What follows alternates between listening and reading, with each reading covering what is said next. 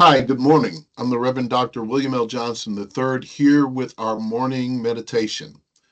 It's a great moment to have time to have a little chat, a conversation about life and inspiration and encouragement along the way. And that's why we have these morning meditations. I'm glad to be able to share them. We've been doing this for several years now, and we hope that they will inspire you and encourage you along the way. Well, our morning meditation today is entitled The Art of Becoming. The Art of Becoming. Let me first say that I am aware that many of us may have found our niche in life or our niche in life. We may have found something we're good at, something that we enjoy, something that we think we're proficient in, and that we might figure that's what we're supposed to do in life. But we also discover that when we have made those claims and we have lived those lives, that there is so much more to us than the very things that we do or the things that we say or the jobs that we hold or the moments in our lives that have caught our attention in an instant, but now we are living beyond those moments. And so I want to talk with us about the art of becoming because I'm convinced that our lives are never just one thing, that we are, in a sense, on a trajectory of transformation and change. And those things that happen in our lives are really important for us as we journey through life. Like everything else, we discover that we birth out of one thing and into another. Then we live in that moment, and then we birth out of that and into another.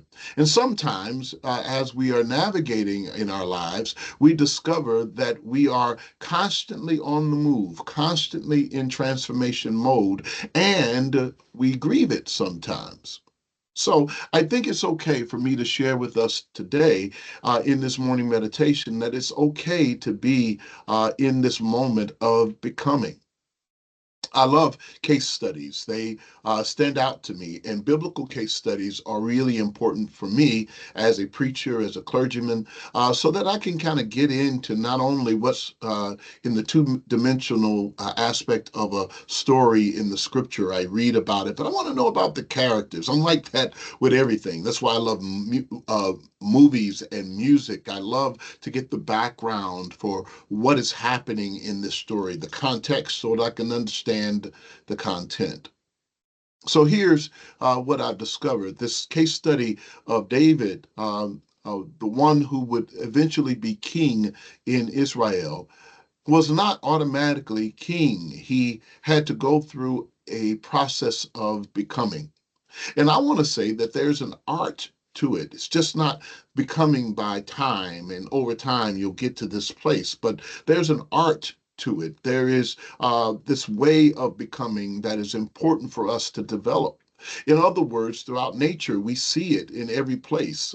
We have animals that shed their skin in order to become something else, but it's not an easy process. They have to wriggle and work themselves out of the old skin into the new, out of the old shell into the new shell, out of the egg into being born in flight. Nothing happens just like that, but there is a process, an art to how we develop in our lives. And so it is for us as human beings. We don't automatically step out of one day and into another without having a process. And if we do, we find that the results of those things can be tragic or very difficult as we try to grasp the drastic changes in our lives. So here's David's story of growing up as a young shepherd boy and then being called in, anointed as king eventually. You'll see that in First Samuel in the scriptures. And then from there becoming named king, but never becoming king, going back to be a shepherd boy, going back to being one who played the harp for the now reigning sitting king, going back to a place where he was eventually on the run, all of that into killing Goliath, all of that into developing his own name, his own character. In other words, it's one thing to know that your destiny is here, but what you have to be to get there means you have to go through this process to become what you ought to become in the moment when you need to become it. Let me just say it this way. It's important to note that you'd never become a great mother until you've had to go through the process of what it feels like to become the mother and to care for someone or something more than yourself.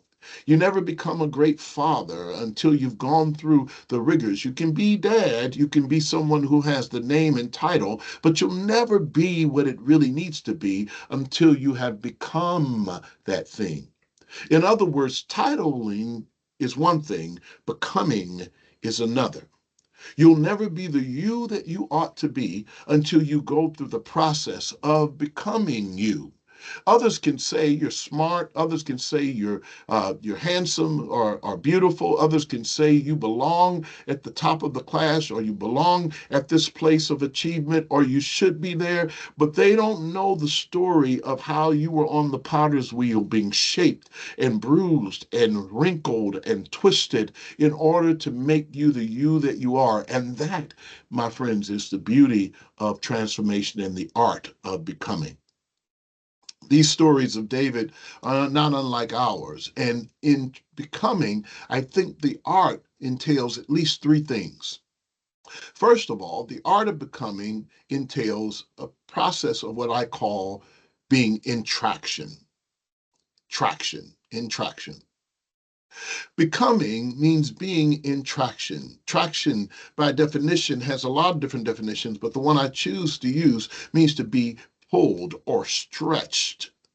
In other words, to become means that we are in the process of being stretched. And I am convinced that people who don't like or don't want to or don't desire to be stretched, struggle with the process of becoming. Let me say it slow down so that I can make sure you get what I'm saying clearly. My friends, life is not always easy, and the places where we are called and destined to go are not going to be easy places. So we have to be stretched in order to fit the moment that we may find ourselves in. I think we're in such a moment as a nation, in such a moment in our world, that in many ways, many people are being stretched to the end of their patience, stretched to the end of their ability to do what it is they should do, pushed to those edges so that they may not be in panic, but learn how to adapt to challenging situations, stretched. And when you've been stretched enough, you've been able to see the limits and the extent for which you can go. And so that you're not suddenly pushed into circumstances without knowing you have the capacity to meet them. I'm so glad. I think this is the part where I hope that you are happy about this message because I think it's important for you to know and for me to know that we have been stretched over our lifetimes, sometimes in painful situations, losing loved ones, losing a job, losing a marriage, struggling with our children, struggling with our parents, struggling with our own identity, all in the effort to stretch us so that we might be prepared for what's coming next when we're ready to be who we ought to be. The art of becoming is one of traction. It is in pulling us to the extent by which we are ready to meet the moments when we encounter them. But the art of becoming is also one, I think, that is really important. It is a mark with not only traction, but it's also marked by transition.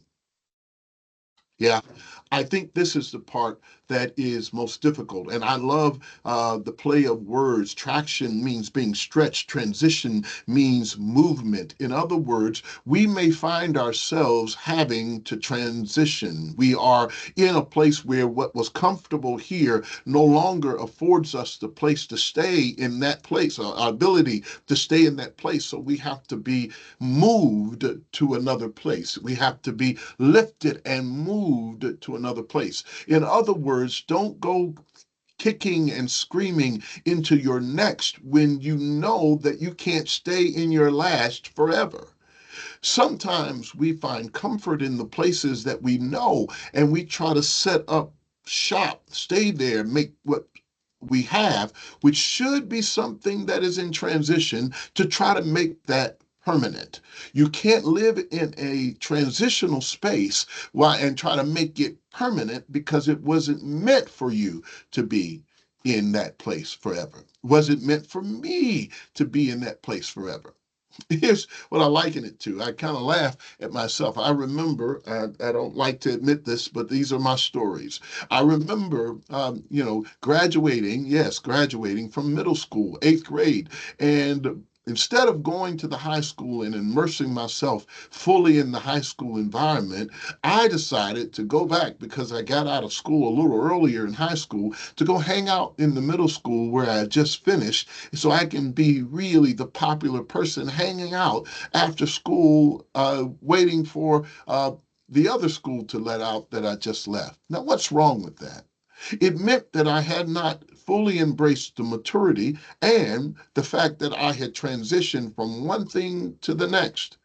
I loved being popular in the place where I was, but I did not fully embrace the place where I was going. In other words, it's important to transition, to move from the last to the next, because that is a part of the art of becoming.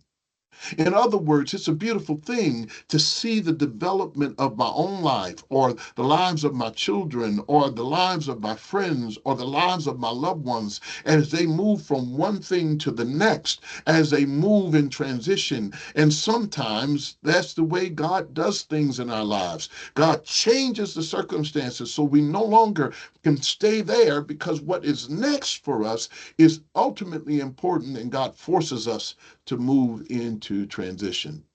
So, like many of my friends, after a while, hanging out at the old school wasn't enough.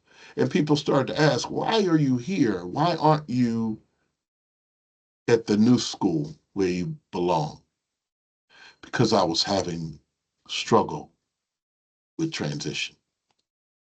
So I realized that that is a part of the art of becoming. That when you discover your own self and are comfortable in your own space, you can then become what you ought to become. It doesn't feel good. It stretches us, yes, in transition, in traction, and it moves us in transition. But it's important for us to be able to invest ourselves in the art of becoming. Lastly, let me say this. The art of becoming is not only in traction and in transition, but is also in transformation. I thought a lot about what transformation means. It means that the form of a thing has been changed. It may not necessarily mean the position where it is has changed. It may not mean that that they are necessarily stretched in its own way, but the full composition of the thing changes. It's kind of like what happens with water. Water changes when the temperature and the environment changes so that it is frozen, it's still water, it's just frozen, and then when it's running water, it's running water, but when it's involved with heat, it turns to steam, but it's still water. In other words, what it is has changed to adapt to the moment in which it finds itself in. It's a beautiful thing to master the art of becoming because it means that who I am at core may not be different, but what I am as a person is often having the ability to change. I can adapt to what's happening around me because I'm not afraid of the art of becoming. I'm becoming what I should be. I'm becoming in order to meet the needs of the coming day. I like the word be coming. It's like a compound word. The ontological representation of be means to just be, to exist, to live. And coming means it's on its way. It's strange. It's a strange word in and of itself. Becoming is strange because I'm automatically who I am, but I'm not quite what I'm going to be. I'm automatically who I am, but I'm not quite where I'm going to be or how I'm going to be in the next moment. The beauty and the art of becoming is putting those two things together, meaning that I understand that I'm not in control of everything that I am, but the one who created me all at the same time made me who I was in God's sight, in God's imagination, makes me who I am right now. I can fully live in my true space, fully aware, fully present in my life, and know that tomorrow or next week or in the days to come, I will become something beyond what I am now. Not losing me, but becoming something totally different at the same time.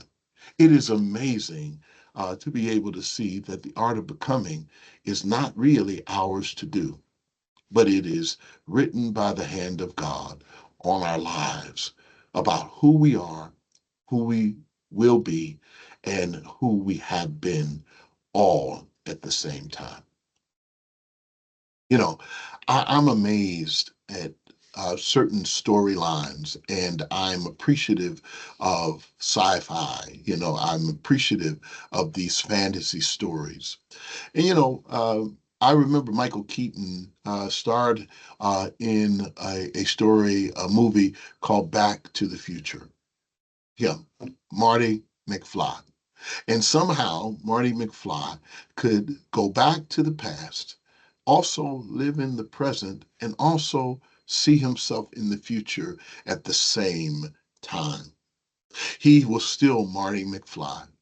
And the art of becoming is a reminder that whatever we were is not always who we will ever be.